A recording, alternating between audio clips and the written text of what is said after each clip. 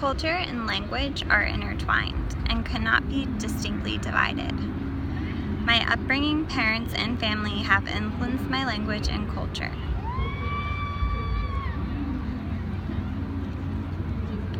So, how do these language practices reflect cultural practices and my upbringing?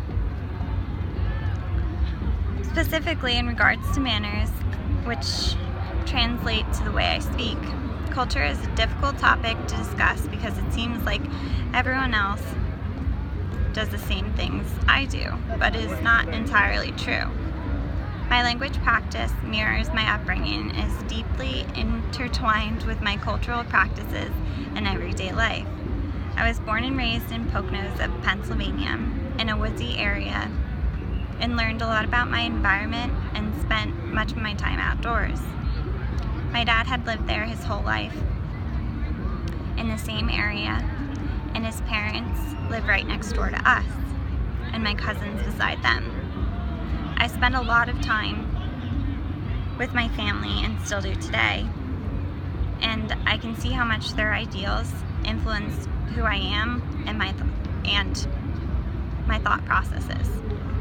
I have a loving family that is fairly nonchalant in the way we interact with one another, laughing, joking, and playing.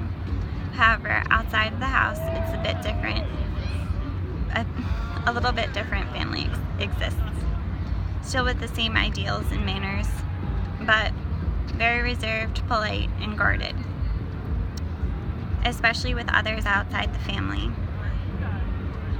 Our house was a place of no judgments and a place we could be ourselves. I had always thought that was the typical American lifestyle, but is it? I'm not so sure anymore.